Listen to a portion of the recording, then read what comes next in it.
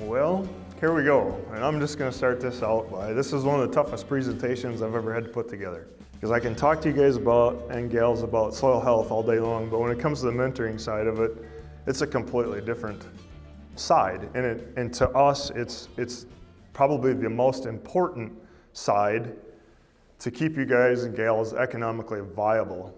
The way we started out is when Dawn and I got married, we both decided we weren't going to stay in the churches that we were raised in, so we looked around the community and we found this little white church sits up on top of a hill along the river valley, and we knew a few of the people that went there, so we joined this church. And thus that's where we met Phil and Robin and their family. And we basically raised our daughters, because we got all daughters in this church. So that's how it started. And let's just say it's been quite a trip since then. So on Dawn and I's side of it, we started out in 1997. We bought our parents out, my parents out, and got started. And my dad jumped in a truck and took off. So we didn't have a generational deal on our farm. It was just Dawn and I. In fact, Dad didn't have hardly input at all. He wouldn't help us with machinery, livestock, anything. So we started out that way. And right away in 1998, we were full tillage at the time. 1997, we didn't get tillage done. It froze up early. Nobody got tillage done. So we purchased a no-till drill in 1998.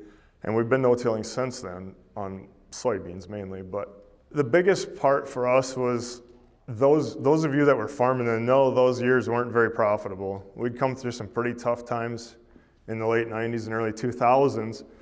And we farm along the Minnesota River Valley, all these crooked fields and cultivate, and you always had these triangles, or you took out the end rows. So when GMO crops came into play, we were one of the first ones to adopt that technology. We soon realized it was hurting our animal health. We were trying to adapt and stay with what all of our input suppliers were telling us to do.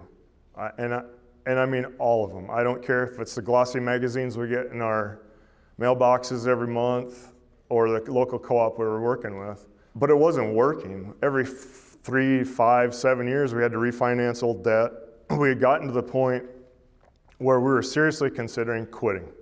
I mean, why are we working 2 jobs off the farm, doing all the farming at night, and there's no profit there? And so I thought there's got to be a different way. And like Dawn always says, when the student's ready, the teachers will appear. And for us, they first appeared in livestock, because that's what we loved, was cattle. We really enjoyed the cow-calf side of the operation, but we were always out of feed. We were grazing 3.5 months a year, maybe, and we left the cows out there and fed them the rest of the year. So I didn't realize I was studying soil health. I was just trying to produce more feed for the cattle operation so that we could keep increasing the cow herd as we went along. I'm going to inject here and just explain why that is. We realized early on that the cattle were the base finance really of the operation. It was the steady that was keeping us going. It was really where our passion was focused.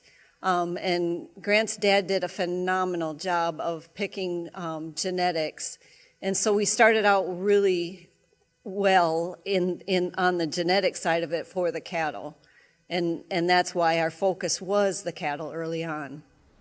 So our early attempts, obviously not knowing anything about soil health, was to try to provide more cattle feed. So we grew small grains at the time, so we put interseed clovers with them. We'd chop corn silage. We started with winter triticale.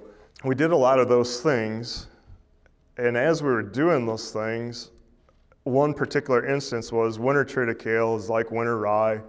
In the spring of the year when the heat hits and you got moisture, I mean, it's growing 6 inches a day. We couldn't get this stuff cut down fast enough. We wanted to get beans planted, and it was raining every single night. We're in one of those patterns. And I'd had it. I couldn't take the stress anymore. I told Dawn we just got 1.42 inches of rain. I'll never forget it. That night, about 2 in the morning, I said, as soon as we're done with chores, go out and start cutting triticale. Well, she never left the track. We're running 6 hours behind her with the choppers. We never left the track. Bam, the good Lord hit me hard enough. It's like something changed here.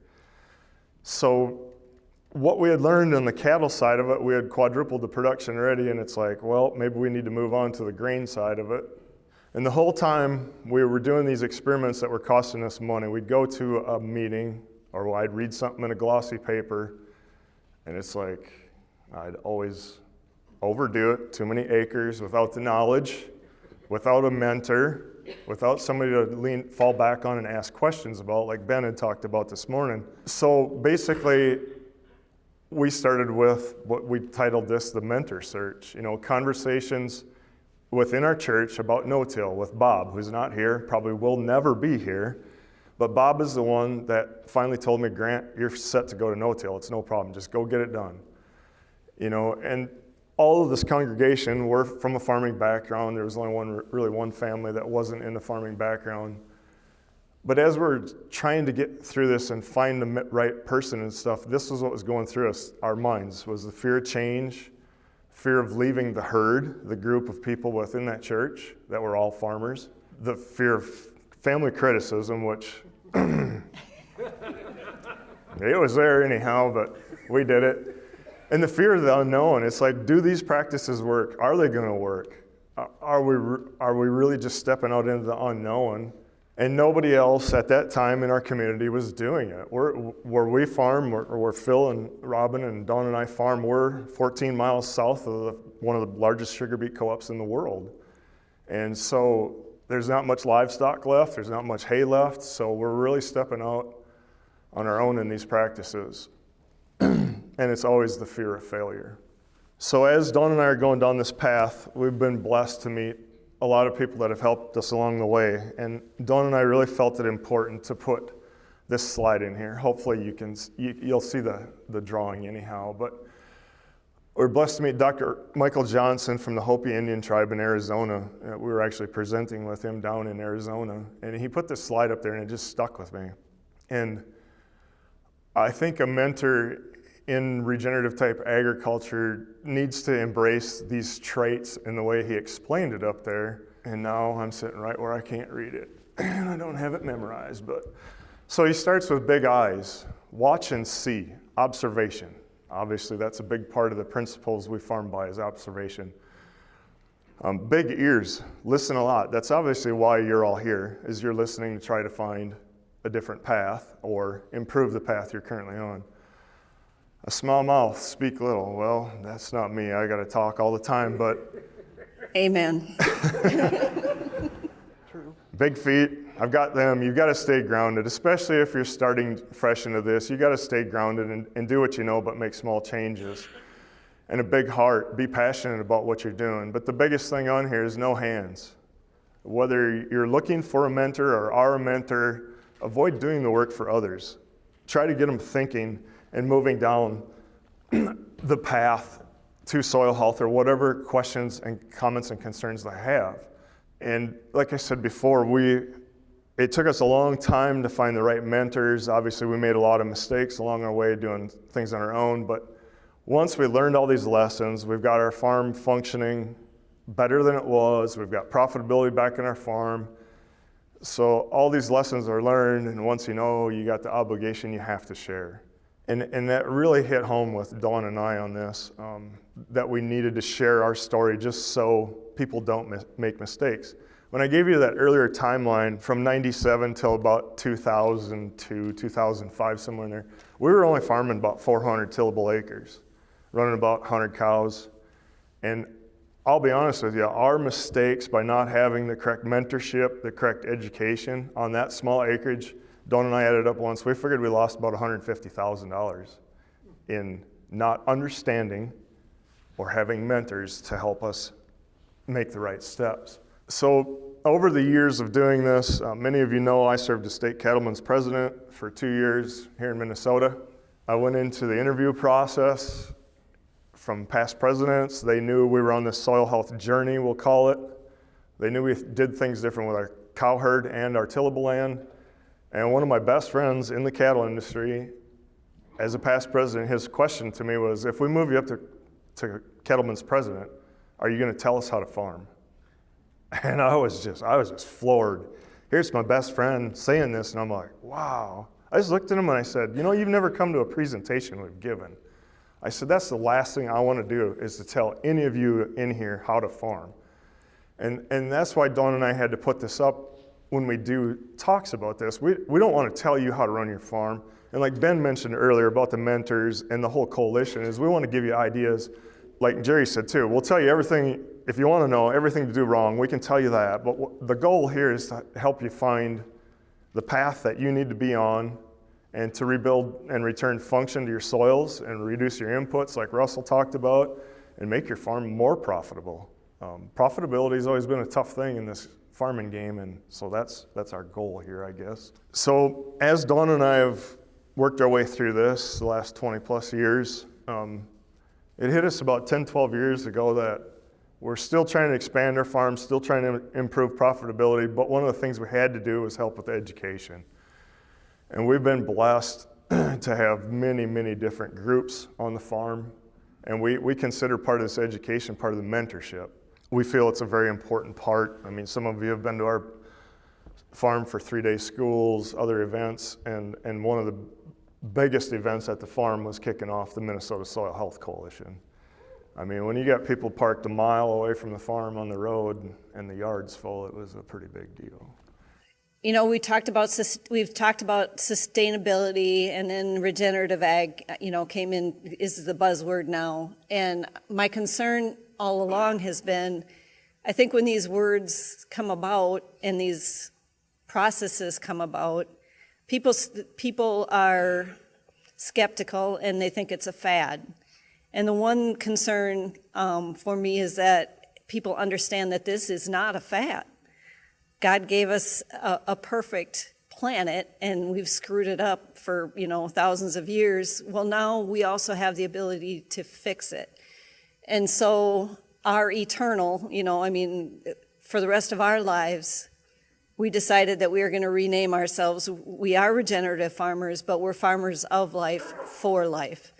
We have to acknowledge that we have to nurture all of the life that's on that farm, the life that we see, the life below the ground, above the ground, the air, and our communities. So that's where our farm is now. That's what all of us on the farm are passionate about, and that's why we put this in there. So no matter where you're at in your journey, eventually you're going to realize that you're managing an ecosystem, and these ecosystems are not easy to manage, and that's why Dawn came up with this. And so as we closed the church, we ran out of people at our church. We obviously, after Dawn and I were members there for 23 years before we had to close the church, we got to know Phil and Robin and the family quite well. And so church is all closed up, we're all done, and I got a call from Phil one day. You guys are going to be home at a certain time. I'm like, oh boy, what happened with the church? I thought we were all done with that. And it was Phil's basically ask for a mentorship. So with that, we'll let Phil tell what's happened since then. First, this needs to be said that Robin and I are sincerely grateful. When you talk about mentorship, we're very blessed to have the best, really the best, absolutely the best. And it has made our journey a lot shorter and a lot less roadblocks and troubles than we would have had. I look back at we look back at what you guys went through, and the perseverance and the determination is unbelievable. Well, it's said all the time that with the right mentorship, with the right leadership, with the right guidance in the system, you can do more in 5 years now than Dawn and I have done in 20, and Phil's going to show you that. That's what we hope we can show you, and we hope as being new mentors that we can pass that on to others, and we're already starting to get phone calls from others, and we'll talk a little bit about that as well. That's what this is about, sharing and learning together.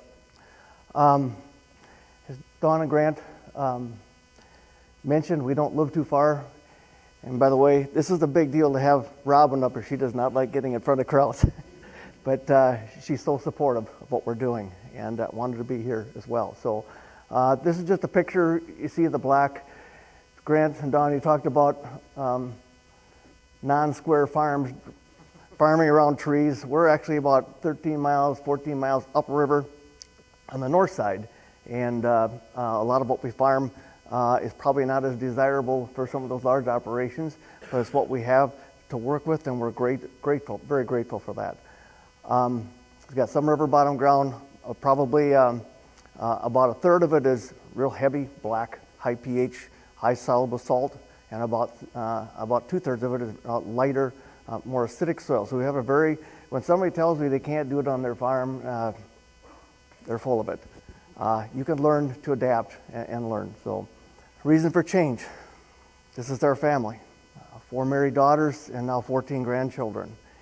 And it's really become a family thing.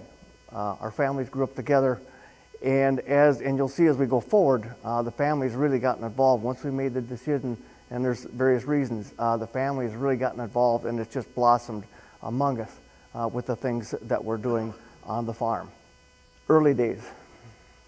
Started farming right out of high school. I have no more than a high school degree. Anybody, if they want to learn, want to persevere, can get involved. We got married in 1981, and those of you that are old enough like us know that the 80s were really, really, really tough. You had to be innovative. You tried anything just to survive to get to the next year. In fact, in our own little community, a lot of them didn't survive. Small town of 500, we had 3 people take their lives in a year and a half because they couldn't survive. Very, very tough times. But we persevered and we tried everything we could, and we started no-tilling soybeans as a way of reducing costs. We went with a neighbor down to southern United States to look at rotational grazing, and we implemented that, trying to garner more income for the family. And I'll get back to that in a moment. But that was really a learning lesson. It was one of the little pieces of the puzzle that helped the light bulb come on when we first finally looked at this. We and I thought it was ironic, 1997, you kind of started your journey. In 1997, we kind of took our journey with a completely different direction. We were fortunate to take on an agency with a large seed company, and we built a seed business starting in 1997 and then expanded it in 2013 to another location with bulk bins, etc. What I'm getting at is I was involved for 26 years. We were in what I call corporate agriculture with high inputs, return on investment. You plow as much money in, you expect to get a return. Shifting that paradigm was a challenge, a real challenge. We got to about that 2016, 17, profits were thin, farm profits were thin, and burnout was starting to creep in. You're trying to run that business, trying to continue the farm, and getting a little older, and I said, how long do we want to keep on this way? Started talking to Grant and Dawn. We'd have visits after church, and it took a lot of years. And you talked about the student has to be ready. It took me a long time. We would visit about it. We'd talk after church, and you keep thinking, yeah, they've got cattle and feeding cattle, not understanding the whole deal with regenerative agriculture. And finally, they convinced us to come to a 3-day field event at their place. But unfortunately, that first one, we had a sales kickoff during the same exact 3 days, so I couldn't attend. And to me, that was kind of excuse just to not attend. Well, they were persistent, but they were kind about it, and we attended the next one. Actually, it was in the summer of 2018. And after the first hour, I thought to myself, oh man, we missed the boat here. Things started clicking really quick. 2 things. One is, one of the presenters, Shane, talked about working so hard just to keep the farm going.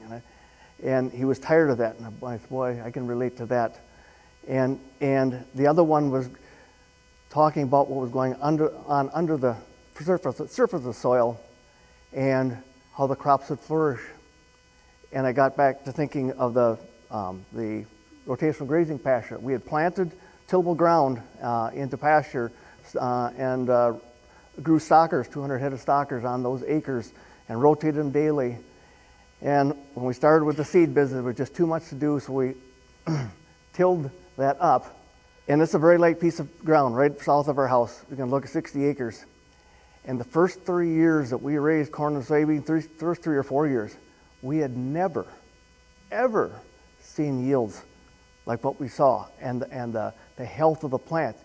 And when I was sitting in that first field day, it clicked. I thought, oh man, I get it. I get it. So faith and family is very important, and we also wanted to leave the farm as a legacy of value to our family. I think you'll see that that has begun to happen as we go through the rest of the slide deck here.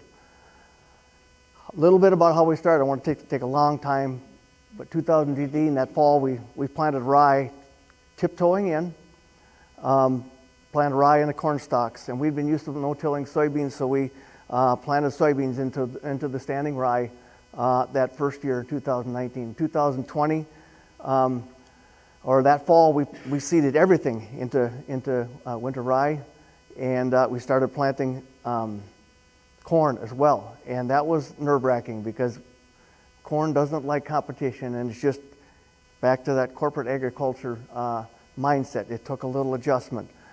You can see the bottom left picture. We started interseeding covers in the corn as well, and we started graduating, you can see, into feeling a little more comfortable with rye being significantly larger than what we were used to. Tell you what, you have a lot of neighbors driving by and a lot of questions. And as we went forward, we were starting to use a lot of winter rye. We decided to try our hand at raising some rye for our own seed. We've got a lot of very marginal ground that we just went along the trees, the most marginal ground we could, and got used to that. There again, constantly asking Grant and Don questions. We've raised small grain probably 20 years before, but never raised rye, and I'm punching questions about, well, what about spraying and that type of thing. Grant says, no, you don't need to spray it. What do you mean you don't need to spray it? You'll get it, you don't need to spray it. So he was right. They were right again. So before Phil got to growing rye on his own, it was still just corn and soybean operation, and his rye is this tall and he's ready to kill it. Yep. I had to call him every week. It's like, don't kill it yet, don't kill it yet, don't kill it yet. Until I thought his rye was at least maybe that tall. Yep. Yep. So it was weekly conversations, sometimes 2 and 3 times a week. Yep. Just so I could back Phil up on what he knew he had to do, but was having a hard time doing it. Mm-hmm. Yep. Feeling confident, just having someone to talk to, just to reaffirm that what you're doing is the right direction, trying to avoid some of the pitfalls of like what the Breitkreutz had experienced. Going forward, again, we started with the first in 2019. I'm the type of person I like to keep score, but it also something that one of the presenters also said that stuck in my head was you need to do things with intention. We'll get to that in a little bit. Well, if you're going to do something with intention, you need to have a way to measure the progress of what you're doing. And we started with the Haney test, and by the way, we were using the Regen Lab on all these tests. And what we started doing is 14 different fields, both the corn and soybeans. We were just going to do the corn just to see what kind of nutrients we needed to add to the corn, etc. But we thought, well, no, we're going to do all these. We're going to see if we're making progress, at least on the soil health side. Not really understanding what we're doing yet, but we just wanted to be able to see some progress. And just a disclaimer, these are not GPS located samples. Most of our fields are range from 20, these are all 25 to 80 acres. Most of them are 40 to 60 acres.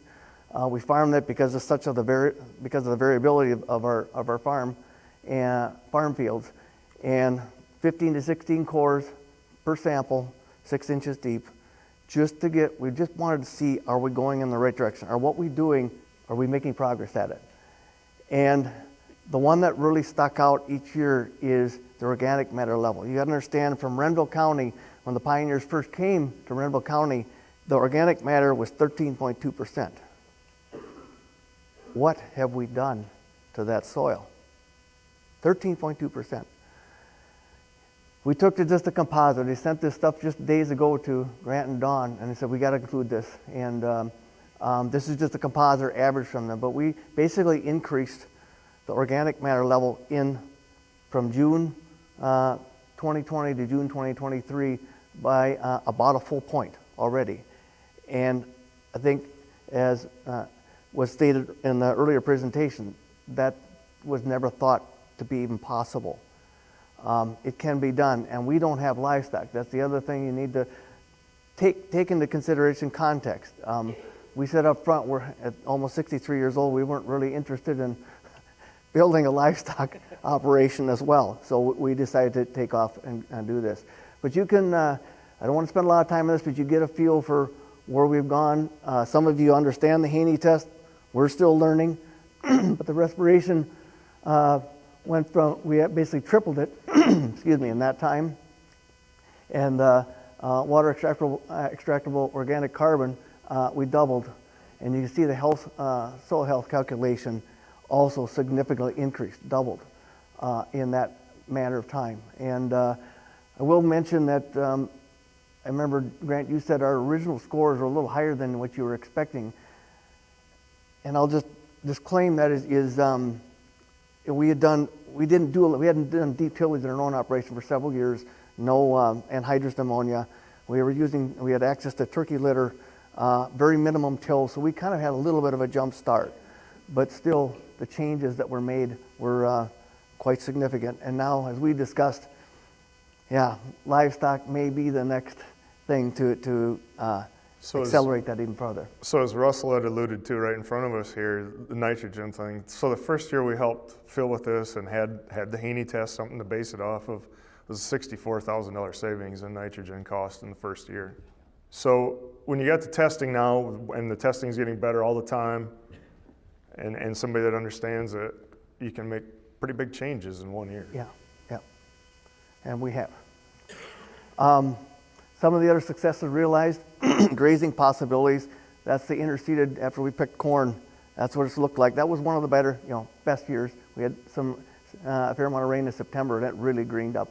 But the grazing possibilities are there.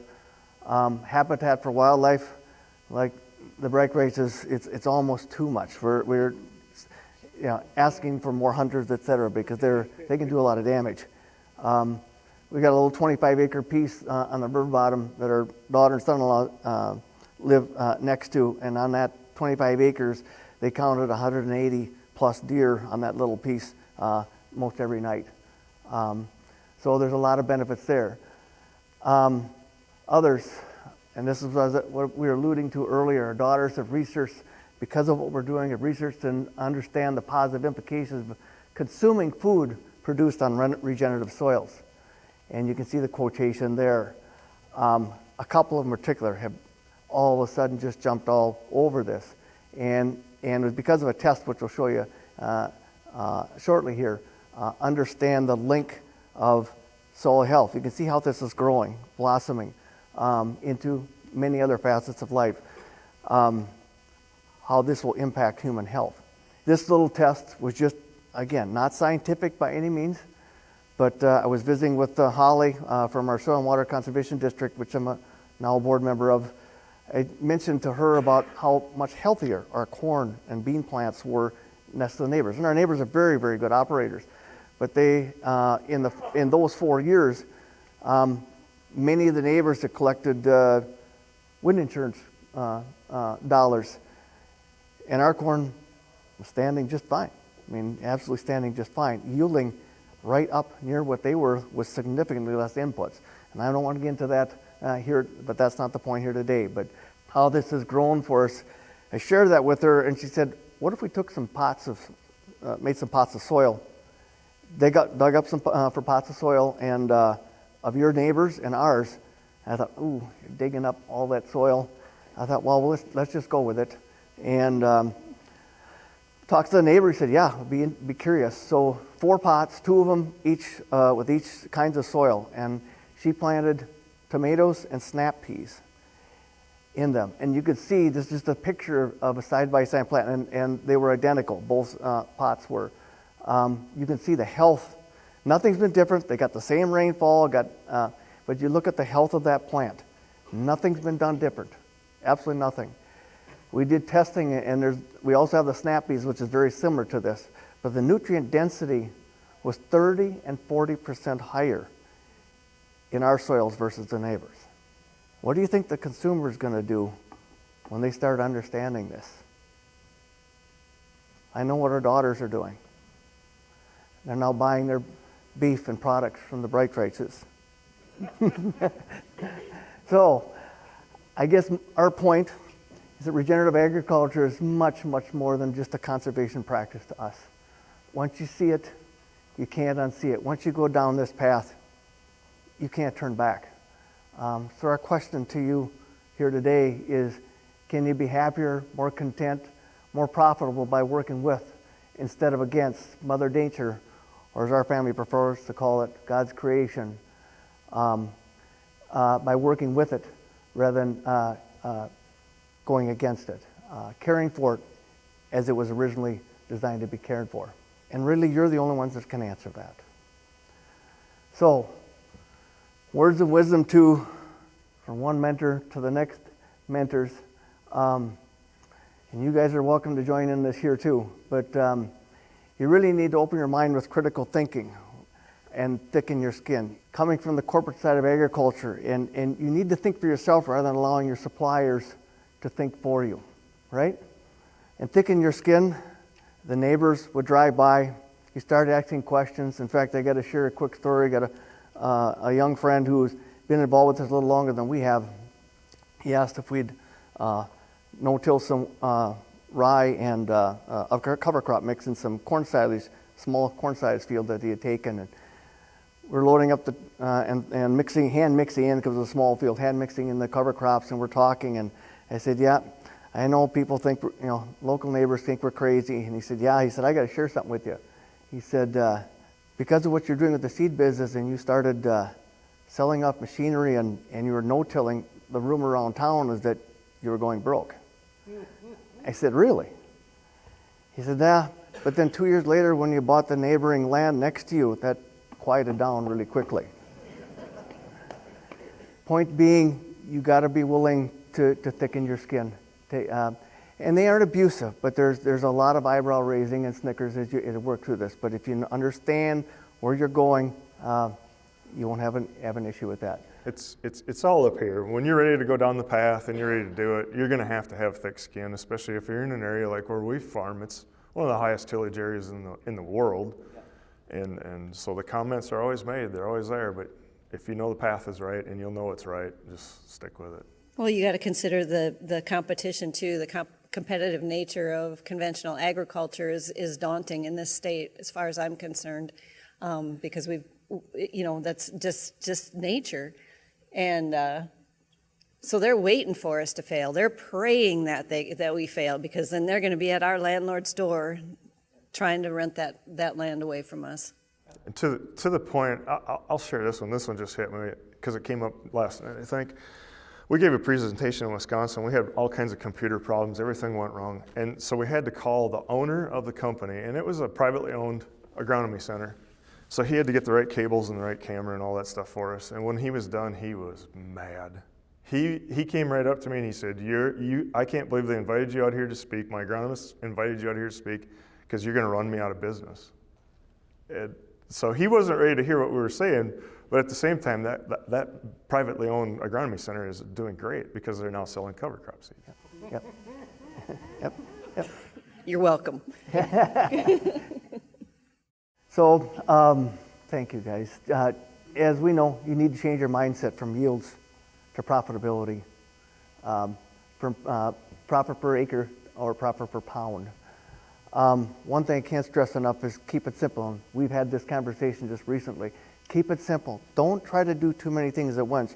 You got to be able to measure what you're doing as you make progress, because I've seen others where they've really slipped up, and I won't say fail, but they struggled when they were trying to do too many things at once and couldn't really measure what they were accomplishing. Do everything with intention. I can't stress this enough. If you're doing something, whether it's planting a certain cover crop or a certain mix or whatever, do it with intention. Understand why you're doing it. That was the purpose of doing the testing, to be able to measure what we were doing. And just like you're playing in a basketball game, if you don't keep score, you don't pay as much of attention. You aren't as intent on doing what you should be doing. But if you're keeping score, you pay attention to what you're doing, and you compete. Move forward. This is pretty self-explanatory. Move forward as you feel comfortable or can tolerate the risk. kind of our rule of thumb, we kind of do things in 40-acre increments. It's about 5 to 10% of the operation. Learning something new, trying to establish a comfort level that we can do moving forward so we don't take too much risk. Be adaptive and flexible with focused timeliness. And this, I got to tell a story with Grant, multiple phone calls to him again. Every year's different. And we had come off some pretty nice years, but the spring of 2022, we got a 6-inch rain. And there's an 8-acre field. We had the planter loaded, ready to go plant corn, and the rye was 2 inches, 3 inches. And that was on the 5th of May or 6th of May. And we couldn't get in there until the 29th or 30th of May. And I'm calling Grant pure panic. This rye is 8 inches tall, 10 inches tall, and you know what it can grow like, in a matter of days. And I'm ready to pull the trigger because we don't have a sprayer, so we have co-op spray. We've chosen not to do that. I said, I got to spray this. And Grant says, don't you dare spray that. That'll be the worst mistake you can make. That's where you trust your mentors because they've been through that. And we planted that. And as we did the last 2 rounds, the sprayer was pulling into the field on the other end and killed off that rye. And that turned out to be the nicest, most profitable field we had on 80 acres or 80 pounds of N. We hadn't put P&K on there in 4 years. 181 bushel was the most profitable field we had. And it was absolutely stunningly beautiful. And just a lesson learned to trust the people that share with you. We're not perfect. We make mistakes too. But that's where the mentorship really comes, because it would have been a train wreck had I not had, had we not had Grant and Dawn there to ask questions of. And the one thing that this line refers to also is the flexibility that you can develop on the farm. When COVID hit, us in agriculture, we were really wondering what was going to happen. We knew we were going to survive on crop insurance, but those of us with livestock, we were in a tough spot. When processors weren't taking our animals, we didn't know what the future was. For Dawn and I, the adaptability by having this basically flexibility in our farming operation, instead of selling calves in March for $450, we ran those calves for another 9 months and sold them for $1,280. Just think of the profitability that was there because we had flexibility within our farming operation. Last one, and again, these all came from Grant and Dawn and others that have mentored us besides, and observe. And I appreciate how you put this in here, Dawn. The life in and above the soil is critical and speaks volumes. It really does. We just need to understand the story that this life is telling us. And that's part of the learning process that comes through the mentorship of someone like Grant and Dawn. So we've been told this since, for a long time, a nation that destroys its soil destroys itself. And like Phil said, Phil and I farm, we were at 13% before we started farming. In 120, 150 years, look at how far we've degraded it. And through proper mentorship, we can rebuild this. We can fix everything that's talked about in the national news all the time when it comes to the environment, just by changing our farming practices. And just to give you a shot of what we've gotten to, this drives our neighbors nuts. We're combining corn, the grain cart's going, and we've found help, so the grain drill is running right beside it. If we don't have something interseeded, that drill is running right beside it. The drill is running today because we just got done combining 2 weeks ago and the ground was froze solid. Cody thought he could go today, so he's finishing the last quarter today. That's how important the principles and what we've learned, obviously, from others. So just a farming context, I'm in the gleaner. One of our hired men is in the grain cart, and then our son-in-law, Cody, is in that drill. And he's running circles around me in that drill, and I could just see him in there giggling because he's starting to push me. I can't go any faster, and we're just kind of waving at each other, and he was just having a field day, and it's sitting in there chasing me, and he'd sit there and cross his arms and all dramatic and everything, but we make it fun. But we're mentoring our son-in-law and our daughter. He knows the importance of getting that cover crop in there. He pushes harder than I like, but he knows the importance. He's seen what's happened in the operations. So when we hosted the kickoff for the Minnesota Soil Health Coalition, Holly and Jen gave us this plaque, and it said, "For I know the plans I have for you, plans to give you hope in a future. And that's from Jeremiah in the Bible. So it all started back at this little rural church, but it's really about having the faith. And obviously there's a greater power that hopefully you see the plan for your operation for the future. And Don's always got to put this in there. When the student is ready, the teacher will come. We never know where that is. I mean, who'd have thought that our decision when we got married to not go back to our home churches and join another church would lead to us sitting up here on the stage. You don't know who that mentor is, but you'll find him. And if you're not ready to change yet, someday you will be. And the teacher will hopefully be there right in front of you. The whole thing is basically the Soil Health Coalition. Dawn and I are blessed to be able to go speak at a lot of different presentations, a lot of different areas of the country. We did one last winter. There was an agronomy company there that was they wanted to be one of the forefront leaders in being able to advise producers on regenerative agriculture, on soil health, on cover crops, on livestock integration. And they were hesitant to come there. And they came there and they wore their shirts and all that stuff. And many of the presenters before we even presented said, the soil health community is a community that likes to share. Ben alluded to this in the opening comments. On day 2, the guy from that agronomy company came up to me and he says, all these people said this. He says, I was just calling BS on it all. He says, and I have never been in another group of people that are willing to share. I mean, Tom will share anything. I mean, the producers in here will share the good, the bad, the ugly, but it is an open community, and Minnesota Soil Health Coalition has done a great job in pushing that forward with the mentorship. And obviously, we hired a really good executive director in Mark. I can't find him now. There he is, his black hat. And Mark knows and understands that Dawn and I were on the steering committee. There's many in this room that were on that steering committee that this was supposed to be farmer-led and farmer-driven, and that's the way it's been, and we hope to see it expand, and it's good to see this crowd here. So with that, I think we did okay on time. So your timing is perfect.